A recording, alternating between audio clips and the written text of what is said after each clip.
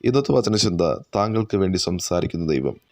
ഭക്തനായി യാക്കോബ് സ്വന്തം നാട്ടിൽ നിന്നും ജീവരക്ഷയ്ക്കായി ഓടി അപ്പനായ ഇസഹാക്കിൻ്റെ നിർദ്ദേശപ്രകാരം ലാബാൻ്റെ ഭവനത്തിലെത്തി.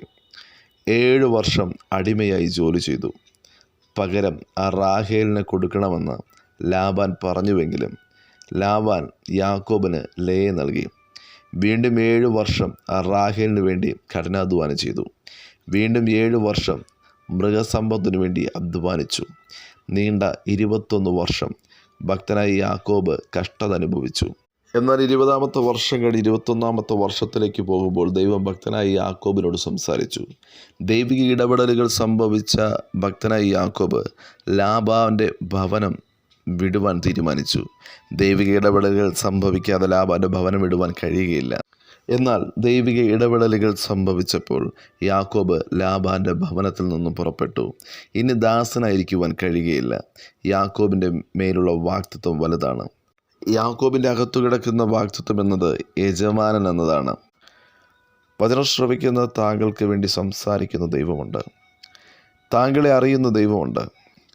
ദൈവം പുറപ്പെടാൻ പറഞ്ഞപ്പോൾ ലാബാനോട് അനുവാദം ചോദിക്കാതെ യാക്കോബ് പുറപ്പെട്ടു. യാക്കോബിൻ്റെ പ്രവൃത്തി കണ്ട് ലാബാൻ പറഞ്ഞത്, നീ ചെയ്തത് ഭോഷത്വമെന്നാണ്. ദൈവത്തെ അനുസരിക്കുന്നത് ഭോഷത്വമാണെങ്കിൽ ആരൊക്കെ ഭോഷണം എന്ന് പറഞ്ഞാലും ദൈവശബ്ദം കേട്ട് ഇറങ്ങി വരുന്നവൻ ദൈവത്തെ മാത്രമാണ് നോക്കുന്നത്. വചനം ശ്രവിക്കുന്ന താങ്കളോട് ഇടപെടുന്ന ദൈവമുണ്ട്.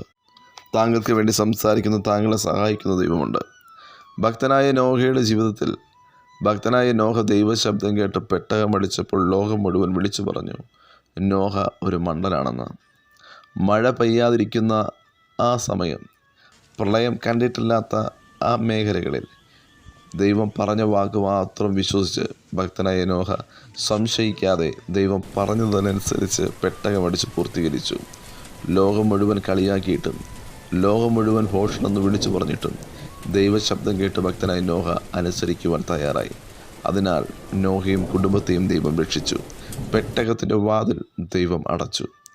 അപ്പോസ്തലനായ പൗലോസ് കൊരിന്ത്യർക്കെഴുതിയ 1-ാം ലേഖനം 27-ാം വാക്യം ഇപ്രകാരം വായിക്കുന്നു: ജ്ഞാനികളെ ലജ്ജിപ്പാൻ ദൈവം ലോകത്തിൽ ഭോഷത്വമായി തിരഞ്ഞെടുത്തു, ബലമുള്ളവനെ ലജ്ജിപ്പാൻ ദൈവം ലോകത്തിൽ ബലഹീനമായി തിരഞ്ഞെടുത്തുവെന്ന്. ഭക്തനായ അബ്രഹാമിൻ്റെ ജീവിതം പരിശോധിച്ചു കഴിഞ്ഞാൽ സ്വന്തം ദേശം വിട്ട് ദൈവം കാണിപ്പാനിക്കുന്ന ദേശത്തേക്ക് പുറപ്പെട്ടു. ലോകം മുഴുവൻ ഭക്തനായ അബ്രഹാമിനെ പരിഹസിച്ചു, മക്കളില്ലാത്തവനെന്ന് കളിയാക്കി. എന്നാൽ ദൈവം ഭക്തനായ അബ്രഹാമിന് തലമുറ നൽകി മാനിച്ചു. അനുഗ്രഹിക്കപ്പെട്ട ഇസഹാക്ക് എന്ന തലമുറയെ നൽകി. ആകാശ നക്ഷത്രത്തുപുറക്കളുള്ള മണത്തിരികളെ പോലെ അബ്രഹാമിൻ്റെ സന്തതികളെ ദൈവം ഇപ്പോഴും വർദ്ധിപ്പിച്ചു കൊണ്ടിരിക്കുന്നു. അരയനായ മുക്കുവനായ പത്രോസിനെ ദൈവം തിരഞ്ഞെടുത്തു. അരയനെന്നും മുക്കുവനെന്നും വിദ്യാഭ്യാസമില്ലാത്തവനെന്നും ലോകം മുഴുവൻ പറഞ്ഞപ്പോൾ, ലോകം മുഴുവൻ പത്രോസിനെ ഇവൻ്റെ ഭോഷത്വം പറയുന്നുവെന്ന് പറഞ്ഞ് പരിഹസിക്കുമ്പോൾ, പരിശുദ്ധാത്മാവിനാൽ നിറയപ്പെട്ട പത്രോസിലൂടെ അനേകം അത്ഭുത പ്രവൃത്തികൾ ദൈവം ചെയ്തു. വചനം ശ്രവിക്കുന്ന പ്രിയ ദൈവജനമേ, ഒത്തിരി നിന്ദിക്കപ്പെട്ടില്ലേ? ഒത്തിരി പരിഹസിക്കപ്പെട്ടില്ലേ? ജീവിതത്തിനകത്ത് ഭോഷണമെന്ന് അനേകർ പറഞ്ഞില്ലേ? എന്നാൽ താങ്കൾക്ക് വേണ്ടി സംസാരിക്കുന്ന ദൈവമുണ്ട്. താങ്കൾക്ക് വേണ്ടി അത്ഭുത പ്രവൃത്തി ചെയ്യുന്ന ദൈവമുണ്ട്. ഈ ലോകത്ത് ദൈവത്തിന് ജ്ഞാനികളെ ആവശ്യമില്ല, ബലമുള്ളവരെ ആവശ്യമില്ല. ദൈവം നോക്കുന്നത് ഭോഷന്മാരെയാണ്, കഴിവില്ലാത്തവരെയാണ്, ബലമില്ലാത്തവരെയാണ്. ബലമില്ലാത്തവരുടെ മേൽ ദൈവത്തിൻ്റെ അഭിഷേകത്തെ ദൈവം പകരും.